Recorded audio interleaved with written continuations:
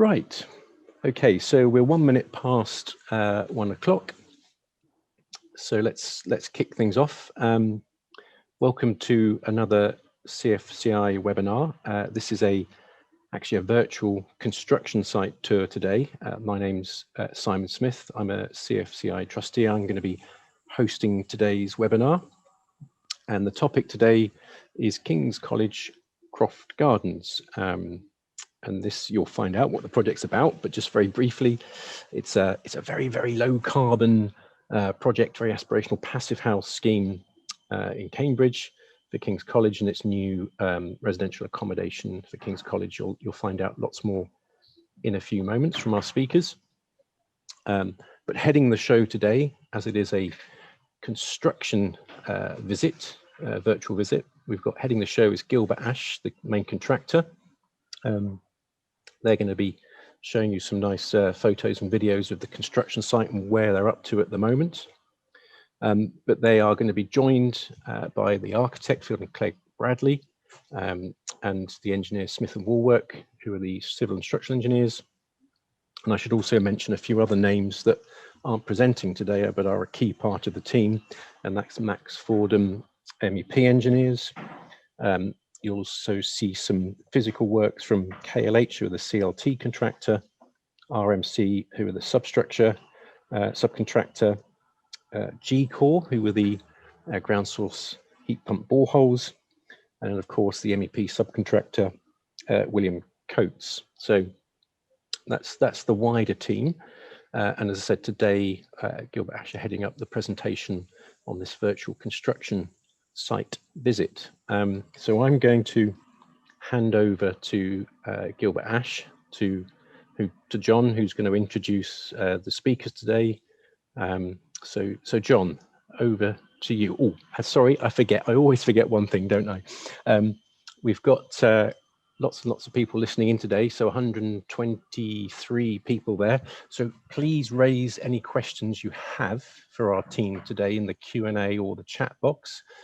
We hope to finish a little bit early so that we can pose some of your questions to the construction team and the design team.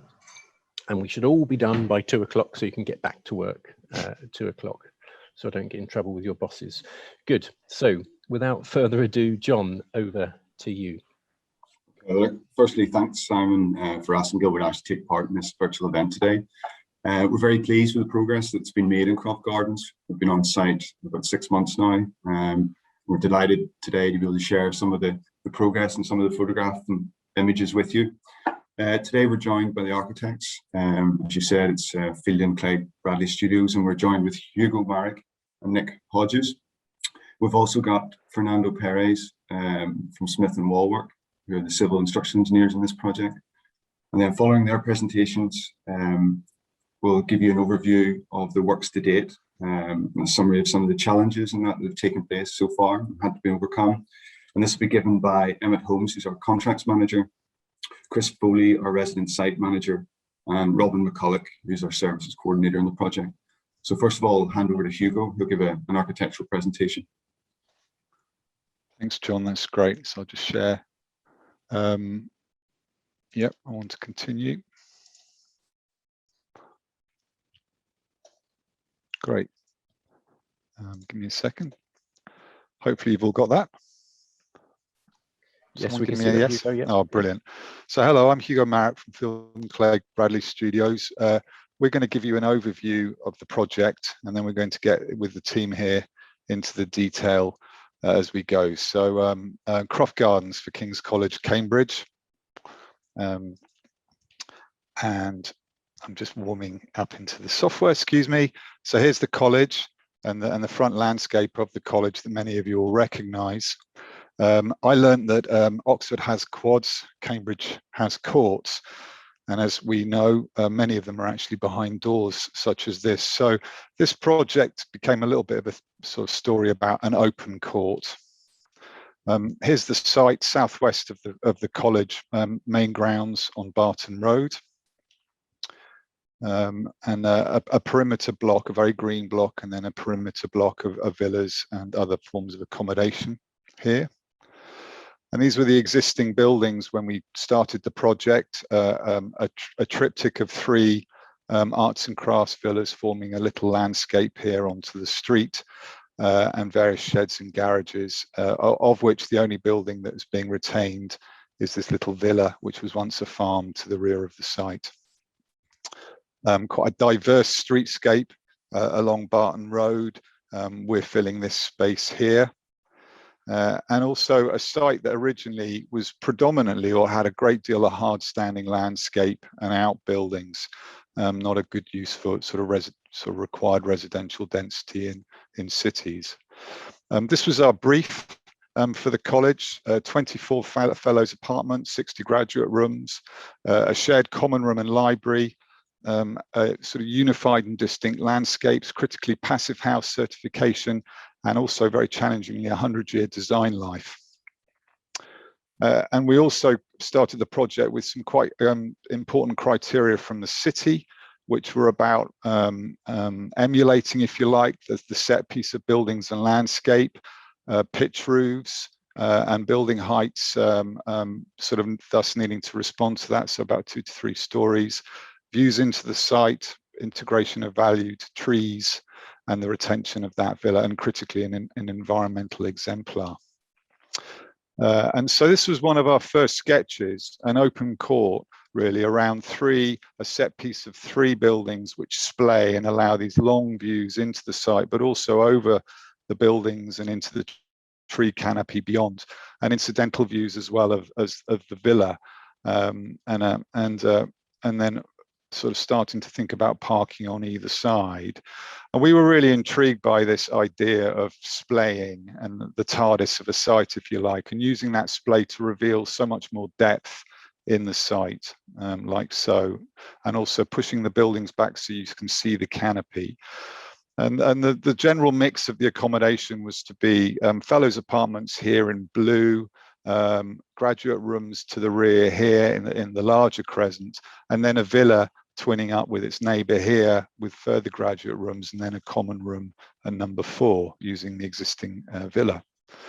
We're very keen, as always, to activate these landscapes with front doors rather than single entrances to large buildings, trying to pepper the landscape, and then characterize the landscape. And this is sort of picking up on themes of the college grounds themselves, which is sort of the open court at the front, a playful front garden, if you like, sort of courts to the rear, which combine to make parking, a planting garden and a sort of vegetable garden beds to the sort of south of the villa, and then a wild garden to the rear wrapping round. So within quite a tight site, trying to get some intrigue in the landscape.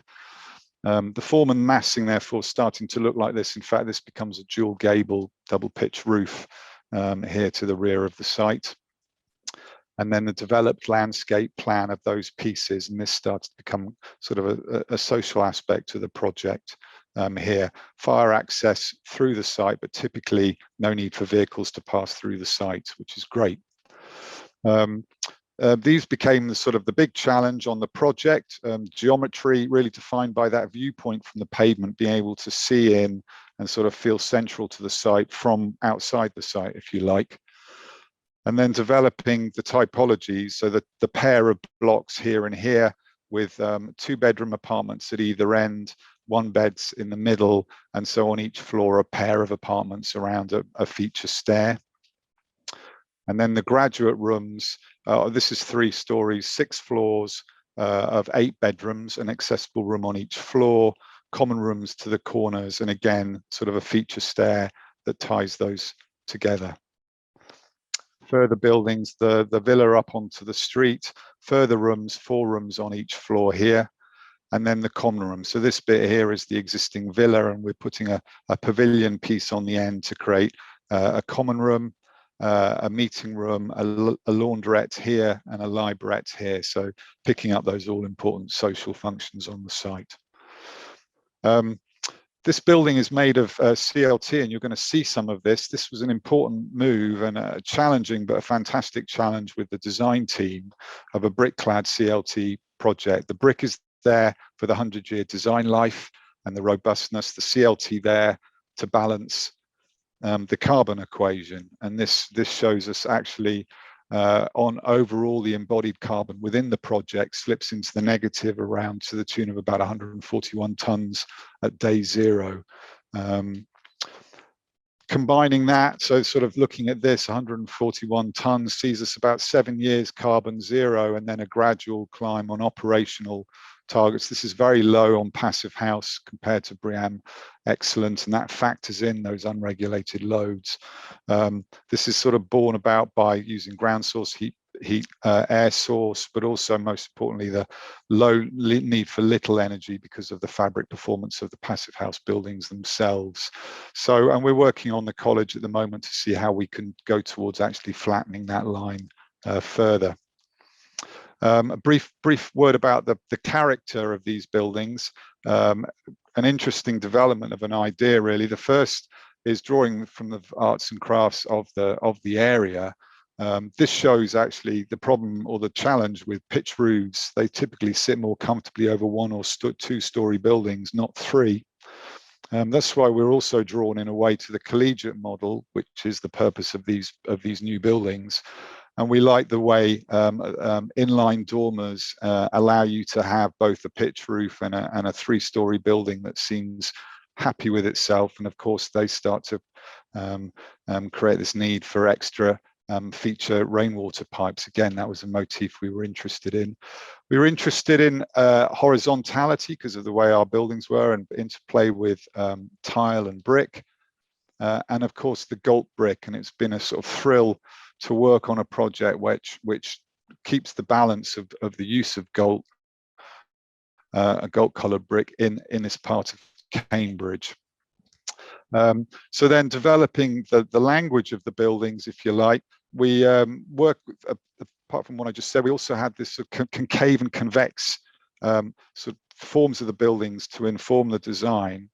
And we wanted to really emphasize the radius of those buildings. So we were thinking about combining the windows and drawing the windows together underneath the dormers, and then really overlaying a corduroy of embossed and debossed brick across that to enjoy the sort of horizontality of the forms. So neither a lean particularly to the horizontal and vertical, more of a plaid overlay.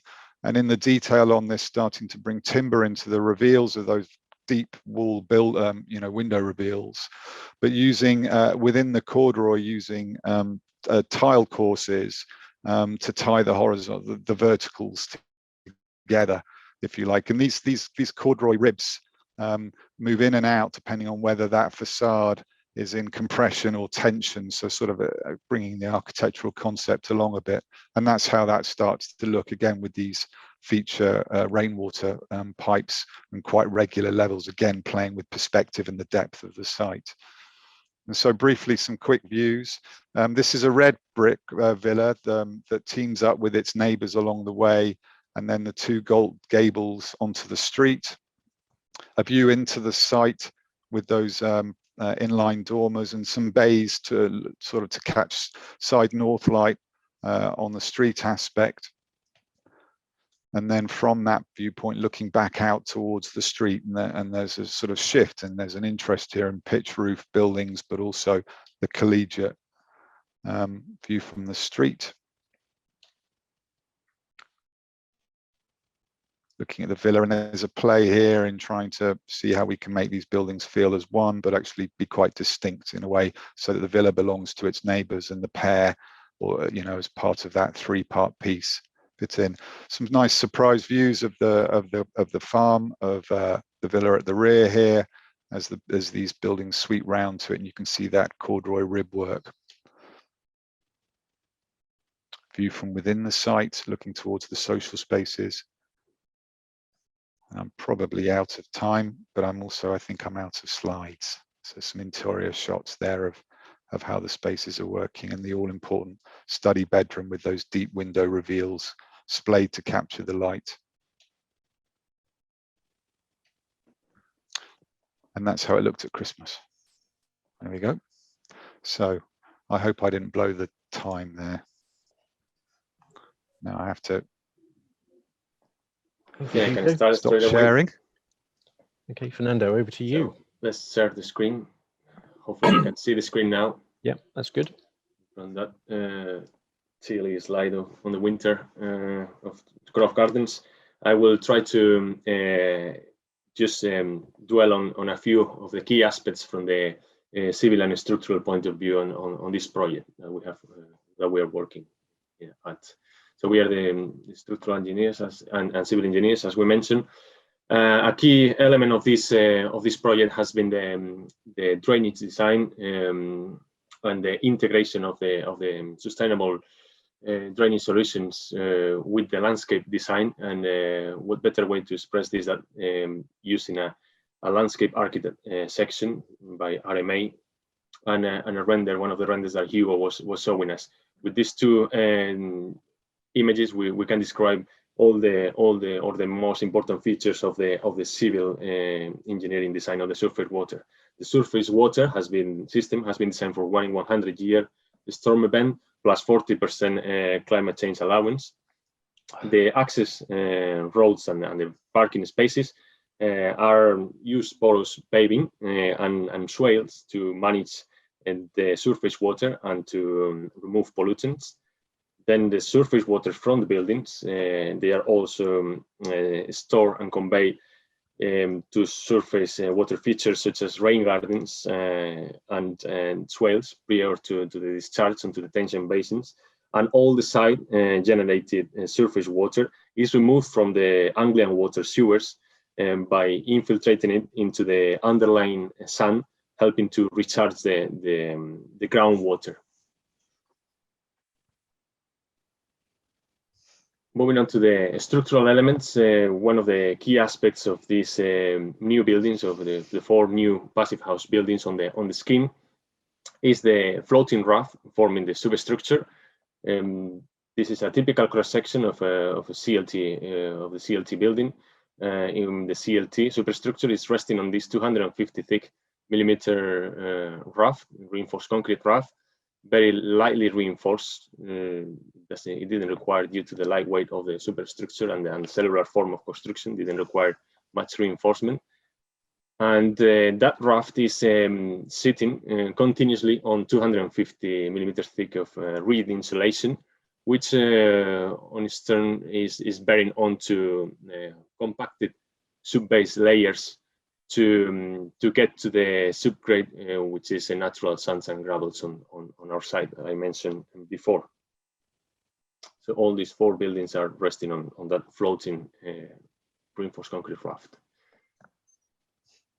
On the CLT superstructure, this slide just represents some of the initial studies we did to help the team establish and decide on the preferred superstructure construction method. We studied different elements like cross-laminated timber superstructure, load-bearing masonry, or reinforced concrete. We didn't only study the structural impact and the material quantities, but also we tried to add to the decision-making stage some other factors like the reduction in the weight of footings required to support the same superstructure volumes, the number of deliveries that will require different schemes, and also how the air tightness will work for the different options. And at the end, CLT was chosen by the wider team as the best superstructure solution.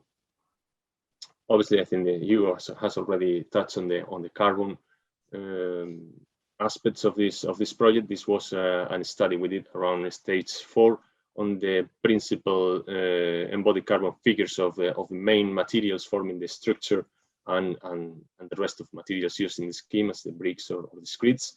And we can see that embodied carbon-wise, as Hugo was mentioning, we are in net figures. The CLT is not only forming or giving us quite a good embodied carbon figures. It's only, as I say, all the superstructure just has more or less 3 times the carbon emissions, ignoring the sequestration of the carbon. It's only 3 times the embodied carbon from the 250 thick floating rafts that we have in the superstructure. So it's quite efficient in that sense.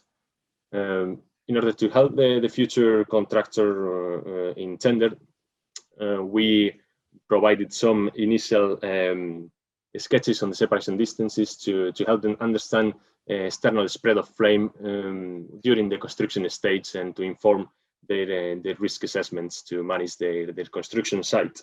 This scheme, before there are any questions on the permanent fire engineering, this scheme was designed prior the STA guide, the routes to compliance. But I can say that the fire engineering strategy was detailed in close collaboration with building control officers, and all these CLT residential zones are aligned with finishes, but we are relying on the fire engineering approach on the timber structure that lies behind. And a couple of final slides to touch on the Passivhaus details. Important to create all these buildings. The general philosophy is that the robust brick cladding system is independent, totally independent from the internal superstructure. We have not rely on vertical supports from the brick facade onto the CLT superstructure that help us to avoid any differential movements, but also to keep all of this cavity, 400mm cavity, clear of any major thermal bridges. And a couple of unusual details we had to deal with in this project, which we are not used to designing, is a gutter support made of plywood and timber to try to minimize the fix to the CLT's superstructure, to minimize the thermal bridging. And also another unusual detail is this stainless steel coping support detail, which is totally self-relying on the, or self-supporting on the brick facade, and just merely tied back with some stainless steel rods to the laterally to the CLT to be able to stabilize the facade. The same that this low conductivity anchor ties are doing. And that is my section of the presentation. I will now pass on to Gilbert Ash. Super, thank you, Fernando. I think Gilbert Ash, over to you. Yes. Thank you, Fernando. If I can just share my presentation. Don't forget to tick the sound box. Yes, it's there for me, Simon. That's good. Yep. That's, just keeping a watch out. I want to do full screen.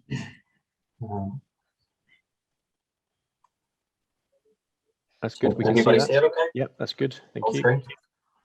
Okay, so firstly, I just want to welcome everybody to the virtual tour of Croft Gardens King's College project.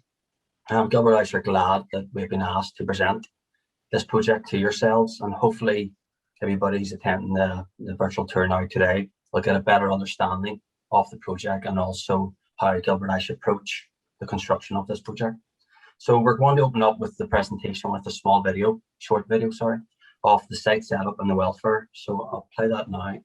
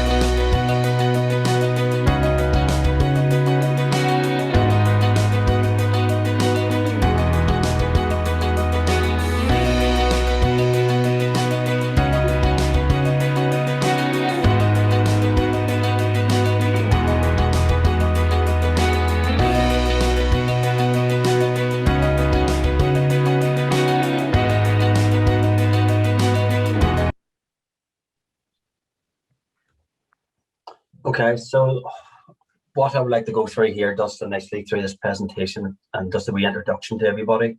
We would like to touch on the programme, the site logistics, archaeology, and the substructures, and then we will follow that by a short video then of certain elements within the substructure that we were able to capture for you. We'll touch on the Passivhaus records and evidence keeping and gathering so that we can submit it to our Passivhaus consultant. Then we'll go on to the superstructure, predominantly the CLT, and that will be followed again by a short video. Then Robin McCulloch, our M&E coordinator, will talk you through the MEP design and also the boreholes. We'll have a short video on it, and then we'll just go straight into then sample panels that we've been constructing over the last couple of weeks for the client and design team review. And then the client has so kindly handed us the time-lapse video that we can share with you as well. So just going on to the first slide then was just program. So again, I just try to condense it as best I can for you. Naturally, this program would push out to 200 or 300 bars, but I'm sure you still want to go through every single bar. The one really of interest here to start off is line number 4, construction. So we started the project on the 16th of November. That was a wee bit later than originally planned. It was planned for August 2020, but due to the archaeology and the kick-on effects of our findings, that pushed the program back by a couple of months. But again, the PC date is the 10th of June 2022. What we tried to do at the front end of the program really was we had a new substation to build for the UKPN, so we tried to front end that right away, and we were successful in that. So we're actually expecting power on that substation next week. We split the substructures and the externals into 2 elements.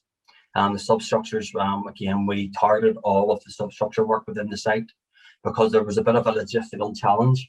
If we had allowed an overlap of the CLT with craneage and then also with heavy machinery doing the substructures, it would have caused naturally friction within the site and also just coordination issues really, and thus management and health and safety of things. So we targeted the substructures at the front end of the project, and then splitting it out, as I said. We also then split the program in the 5 blocks. So you can see that the blocks C, B, A, D, and E. Then within each of them blocks, we opened up this superstructure envelope and then internal fitting. So going on down to the bottom of our line number 15, what's one of interest really is we have targeted January 22 for our building finals. That's us starting to do our first phase of commissioning really and getting testing done, and that will carry right through to the PC date. Next slide here is logistics. So again, this was the logistics plan that we offered at tender stage to the client for review, and thankfully, unfortunately, the whole thing has went to plan. You've seen there on the video, the very start, coming in from Barton Road through the pedestrian entrance at number 1 there on the screen, and also going through our COVID procedures. So naturally, with everybody having to put procedures in place, we, as Gilbert Ash, opted to go for the temperature checking at the gate with the facilities there of temperature checking, hand washing, and then going on and then to get your induction. And just actually over the last couple of weeks now, the company now is testing Croft Gardens for online inductions. So this is another way for Gilbert Ash to try to minimise physical contact between people in closed environments and manage social distancing. So again, key points around the logistics there is the access road coming off Barton Road, where you've seen on the video as well that we have installed or formed a concrete path, and I'll touch on that a wee bit later on. You can see there where the welfare was in point 4, and also the highlighted areas there, the hatched red squares where we had crane lifting zones. And again, you'll see that in the videos later on that we're actually utilising them. So all in all, the plan is at tender stage being carried right through, and it's been quite successful. The next section here, I'm going to hand you over to Chris Foley, our site manager, and he's going to try and touch on the archaeology and the substructures, and I will touch on the Passivhaus evidence record keeping. Chris, are you happy enough to go? Yep, thanks, Sam. So the archaeology has started in August last year, and Gilbert Ash, we had to provide attendance to Albion archaeology. We had to go in and reduce the ground to a certain level. Then Albion went in and did the final dig around areas of interest. There was an extensive find of burials found with approximately 70 graves in all, dating back till early Anglo-Saxon times. You can see there on the right-hand side is a photo of what we've reduced the dig down to for them to come in to do the works. And then the left-hand side, you can see one of the burials that has been found. There's plenty of write-ups online for this here. You can find them online if you want to research it further. You're going to go on to the substructures, Emmett? Yeah. So the substructures, a lot of this here will relate to what Fernando's just talked about. So first of all, we had to go in and we had to reduce the ground to around the buildings down to sandy level. Once we reduced the ground down to sand, we had to then fill the hole back up with 6F2 stone. We had to do this in layers of about 150 mil. And obviously the compaction and the amount of passes was very important. That is, as it is a ground bearing slab, so the right amount of rolls and compaction was very critical and important. Once we got the stone up to the right level, we then went in and dug out the foundations to the perimeter. As Fernando was saying, the foundations is just solely for the facade. Again, we dug down to sandy level and then filled back up with concrete. And this just purely for the facade. Once the stone was up, then we just poured a 50 mil blinding over all the stone. That'll bring us on to our next slide. So you can see here the blinding here on the right-hand side. On top of that there, we had 2 layers of insulation. This is laid throughout. So the first layer went down and then the second layer was staggered, so there's no continuous joints. You'll see there where the penetrations are coming through the insulation. Again, this is just very neatly cut and we had to just watch the boys on site to make sure it's done accurately and right. Our tolerance for the insulation was 3 mil on every board. You can see there a good example on the right-hand side where there was no gaps in the insulation. Anything above 3 mil was not accepted and the boys had to take it out and change it. Again, this is just, it's important as well because the concrete slab is sitting on this insulation and the Passivhaus begins from here, really. Do you want to take us on to the next slab? So once the installation was complete, we had the RIW red laid on top of the insulation. This is laid across the slab from left to right, as you can see in the photo in the top right. This is laid in layers and then overlapped the 100 mil and then jointed together with the RIW jointing tape. Where we come across the surface penetrations, where you can see in the bottom left, we had a special collar to go around the pipe penetrations that got bonded on to the RIW red and then dubly clipped onto the pipe coming through. Like I said again, this is where the Passivhaus and the air tightness starts. We had to overrun the RIW red beyond the slab because once the slab gets poured and the CLT goes up, this gets wrapped onto our facade and this forms part of our air tightness. So again, all the Q&A was done on this before the rebar went down. That'll bring us on, Emmett, to the next slide. So here you can see with our lift pit on the left. So we had to form our lift pits first. So we got our rebar in with our starter bars and formed our kickers to form our lift shaft. The rebar in this was quite straightforward. It's just 2 layers of A393 mesh. There was some areas where we had to add additional bars where there's high loads coming above, but overall it was quite straightforward and there was no issues. And there's a photo there just to the right where the slab with RIW red's been blew out before a pour started. And the slab's been cleaned out. The next slide, Emmett.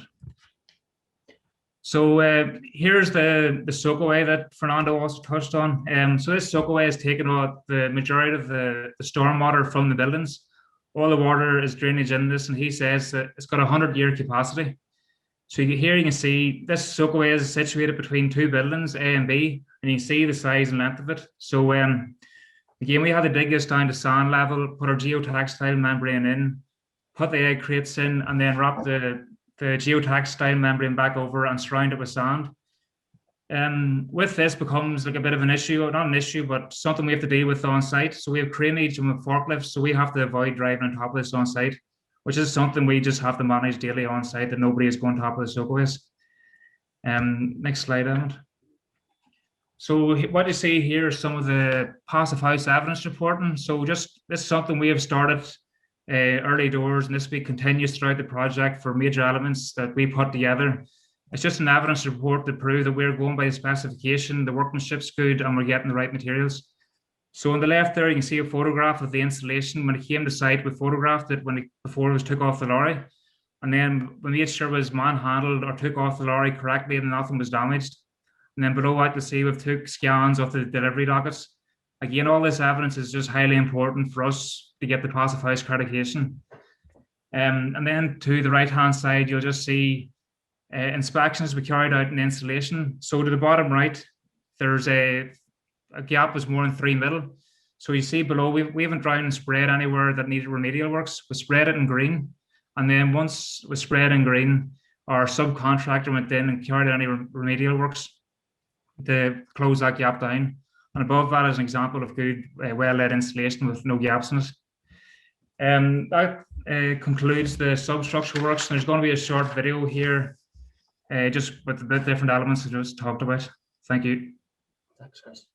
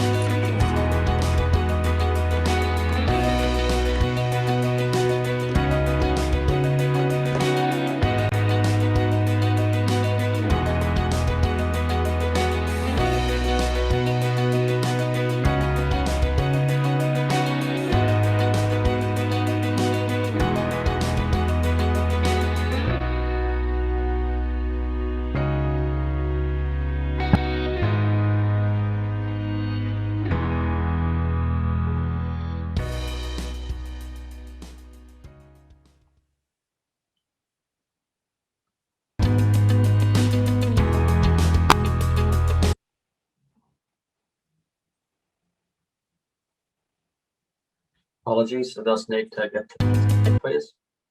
So the superstructure, predominantly the superstructure, it consists of the CLT, and I just want to touch on some of the sections what Gilbert Ash felt relevant with the CLT and what we had to keep a tight eye on management. So first of all, there's the CLT deliveries. We had to give an appreciation of the logistics of the CLT and how they were getting to site and how they were going to manage it. So you've seen in our introductory video there, site setup, that we installed a haulage road, just a concrete slab, approximately about 50 meters long, down the west side of the site. And that allowed then for us to reverse our CLT deliveries. What the trailer size would be 45 foot, reverse them on the site, which in turn allowed our mobile crane to reach over and unload them safely and then distribute them around the site as and where required. So we found that was fundamental to ensuring that it was a smooth running for the CLT installation. Another point of interest in the CLT was the end grain sealer.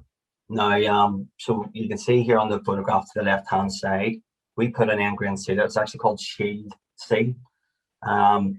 It's a sealer that we put on to all end grains before we install the panels. So this would be applied a couple of hours before the panels are lifted until it's touch dry. We would then position the panels onto the slab, and that which in turn then will protect the end grain for about 6 to 8 weeks, and to give us sufficient time to get the follow-on trades in to address it. For that instance, at the bottom is really getting the grouting done and getting the sheet seal and the red and the RIW red dressed up the CLT. Other areas there, which you can see on the photographs there for the end grain sealer, was the horizontal, the flat areas to the structural openings to the windows. You can see there that we've dressed them where water had potential to lie. We had put the end grain sealer on it, and also on the first floor slab in the center photograph, you can see that we applied it to, again, all the edge slabs. And again, it builds a bit of time and comfort in that we know that it's protecting the end grain and managing moisture ingress. On the CLT, again, another element of work which is very, very important is the temporary works associated with it. You can see here on the photograph to the left-hand side, this was actually Pavilion C, the back building that we started maybe 6 or 8 weeks ago. So Chris and his team got the site slab, the RC slab formed before KLH, who were the supply and installation team, arrived on site. We would have got our site engineer to do a full survey of the slab to ensure that it was all within tolerance. We had a tolerance of plus or minus 10 mil for the CLT panels that would allow the insufficient dry pack stroke non-shrink grout underneath the panels. You can see there that we've set out the grid lines and the wall positions. You can see the brackets and the packers all set out there. And also with the temporary works, is the push and pulls is fundamental to the CLT. For any CLT frame going up, that there's always that temporary works element naturally with the verticals until you're able to tie your above slab into the verticals to give us a permanent friction solution.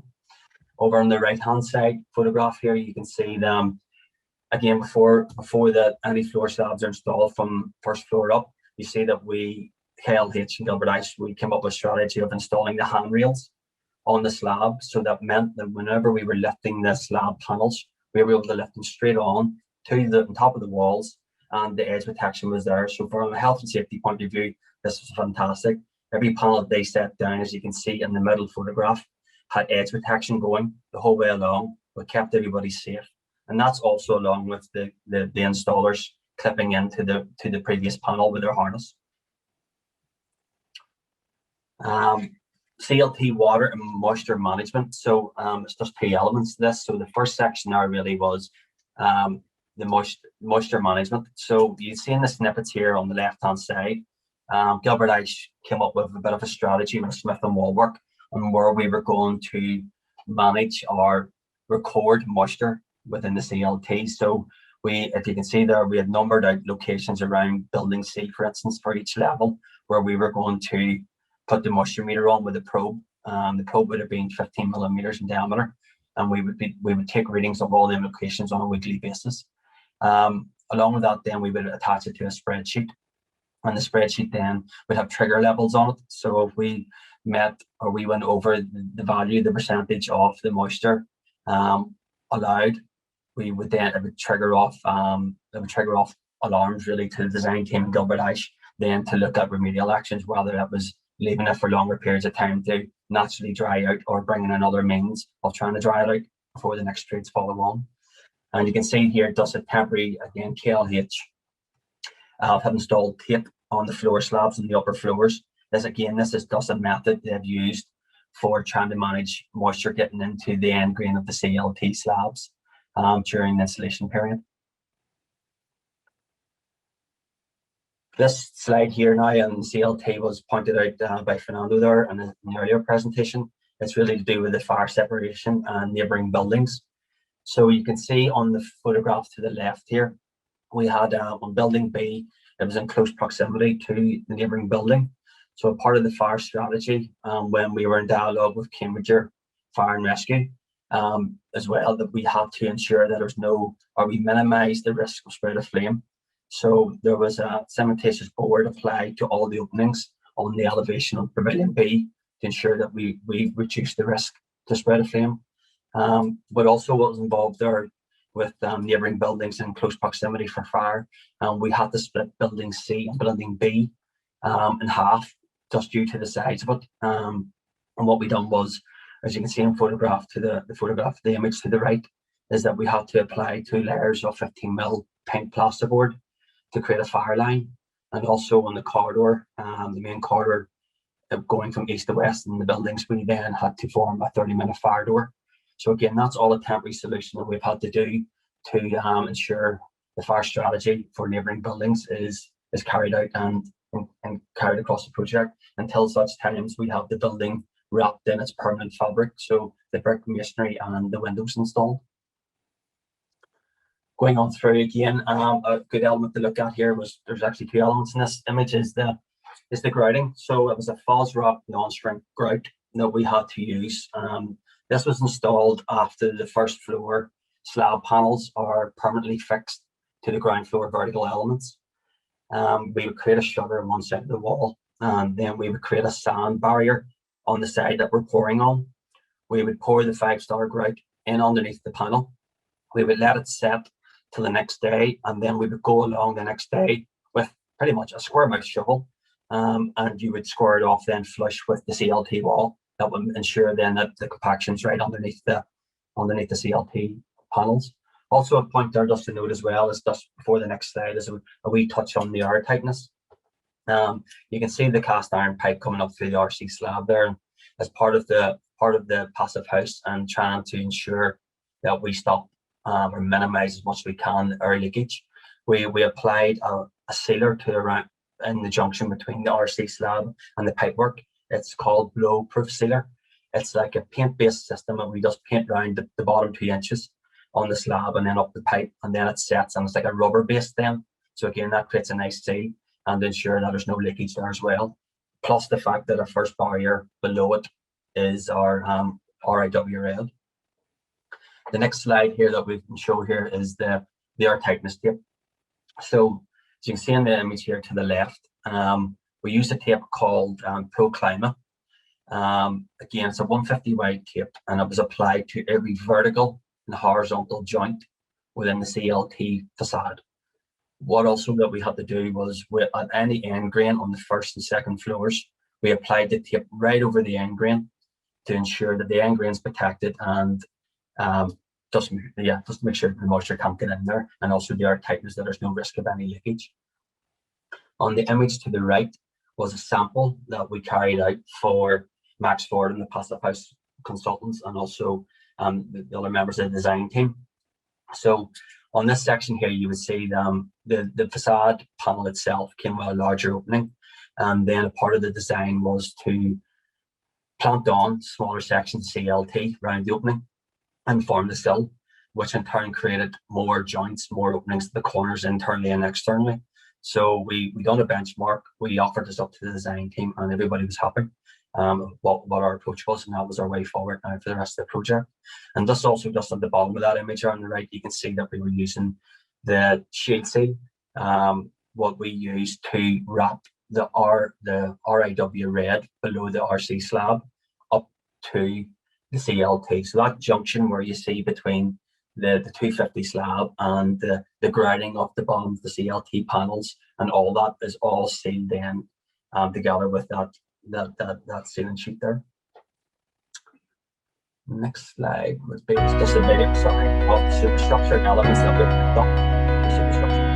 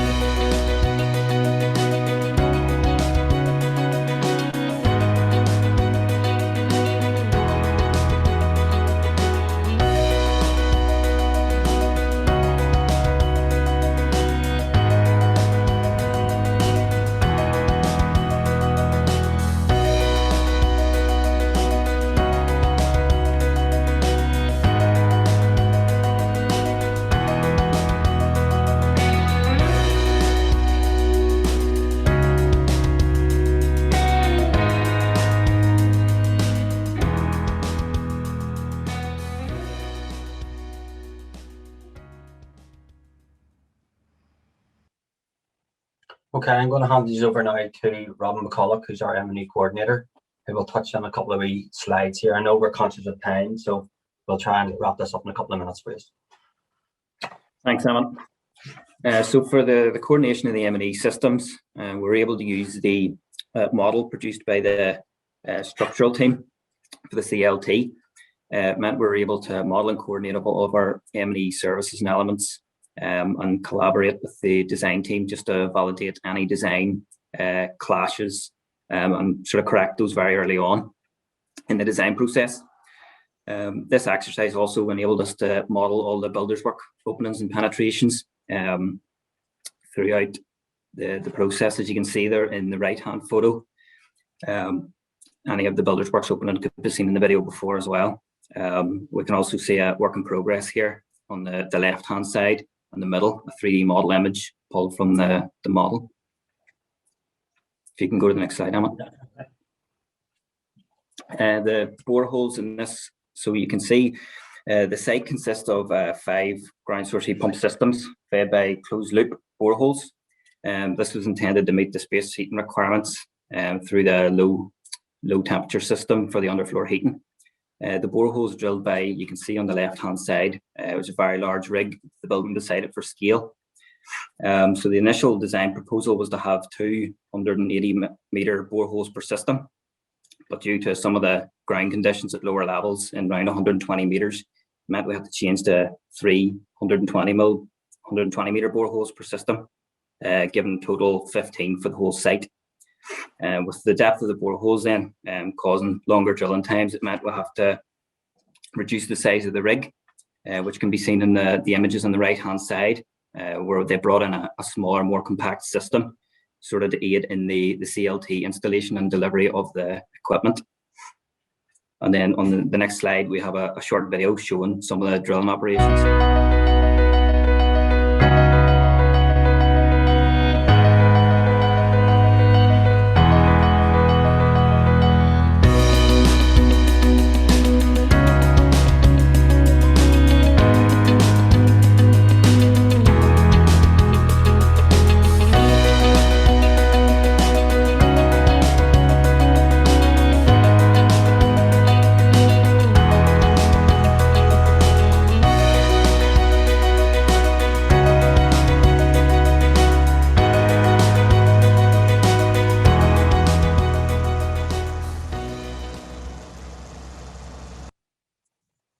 Okay, thanks, Robin. So just the second last slide before our presentation is complete. I just want to touch on sample panels that we're currently constructing on site. So there's 3 panels here that we've been working on. So I'll touch on the top, to the left here image. You see that we've done some hit and miss brickwork, and we have demonstrated that we wanted to see what the interfaces was with the brick and the back of the brick and the planning box relating to the ventilation strategy, what we'll be using to hit and miss brickwork.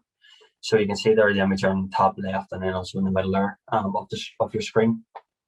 The next image there we're going to talk about just quickly is the bottom right. That is a sample panel built to demonstrate all the different bonds and also the interfaces with the windows. So you can see there now that we've done you 2 or 3 different bonds, or you've your hit and miss.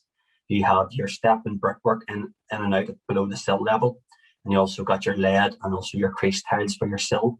Now that has given us to the next stage, and actually whenever this brickwork dries out and it gets signed off by the design team and client, we can move on then to doing the window linings, what Hugo was talking about in his presentation. So that'll be the next stages, and thus the last one there on Passivhaus. So again, Max Forden were keen to understand how we were going to cut the installation below DPC level on site, to maintain minimum gaps and ensure that it's nicely compact and there's no voids. So Chris and his team on site just made up a jig really, and that was then set up for all the sheets, and we were just again showing and demonstrating how we want to do it, and hopefully that will go into the evidence folder as part of the Passivhaus accreditation. On the last slide here, I'm just going to go to is just a very quick time lapse, and that will be the end of our presentation.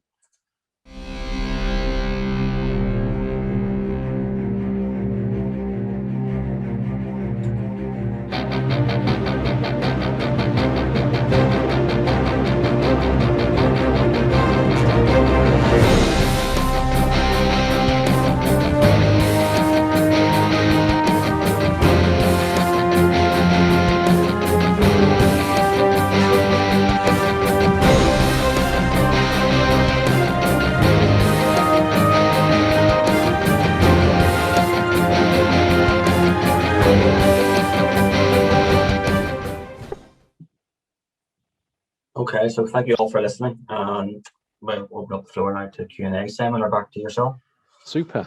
Yes, thank you very much, Gilbert Ash, and Feilden, Clegg, Bradley, and Smith and Wallwork. Very, very interesting, very comprehensive. We are tight on time, so we've probably got just about enough time for a couple of questions. So if I can ask a few to the panel. So there's one question here from Ellie Harrington saying, did you retrofit the extant villa common room? So the existing building on the site, was that refitted or redesigned to Passivhaus standards? Is that, Hugo, one for you? That's being fully refurbished, but not to Passivhaus standards. I'm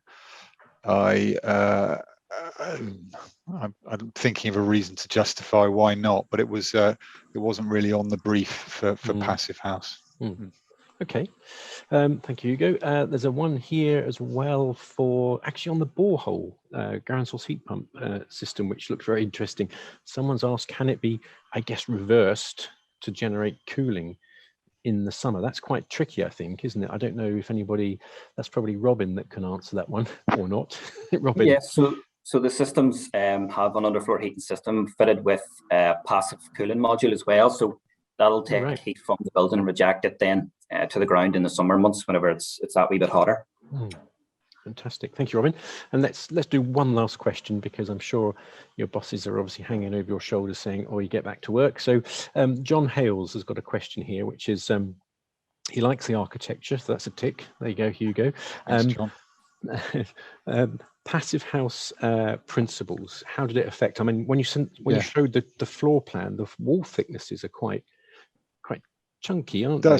That's right, they are. They're extremely thick. I think they're about 600 or 550 mil overall. Okay. So the site layout was, I suppose, a confluence of all things, particularly around planning, around a set piece, around use, around respecting neighbour proximities and so on. So I would say that it didn't influence the site layout too much, but beyond that, it influenced everything.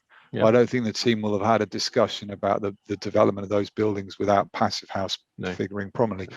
And I could just say one thing, which was window sizes. So there's a predilection with tall floor-to-ceiling glass, a lot of contemporary architecture. Our job here was to try to design some buildings that were both kind of interesting and delightful, but with more recognizable traditional format windows, proper sills, proper dimensions. So all the daylight from those is good daylight, not lighting the carpet near the window. And so that plus incredibly simple forms, no ins and outs, no balconies, sort of just trying to minimize cold bridging. So we were trying to produce actually incredibly simple buildings that still have a delight to them, and that was the challenge, and took the design team 3 design stages to sort of get it there, along with Smith and Wallwork's delightful faceted CLT, which is the way to do radius buildings. There you go. Thank you very much, Hugo. Yeah. Okay. Yeah. Well, look, it's just gone 2 o'clock, so we really should be calling things to a halt. But everybody involved in the project, including King's College, who shouldn't be forgotten as a commissioning client, sort of setting these challenging targets. Fantastic.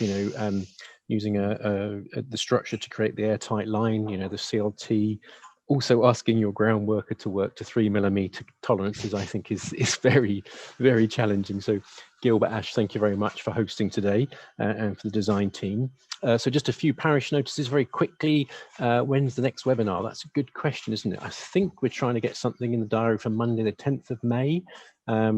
And then also on the 26th of May, might do another virtual site visit. And I think Gilbert Ash are also suggesting they're going to be hosting another site visit to their Emmanuel College scheme in June. So thank you very much, everybody involved. And I'm going to be very rude now and just end everything and you'll all disappear. So, but before I do, thank you very much to the presenters today, everyone. Okay, thank you very much. Bye-bye. Bye-bye. Bye.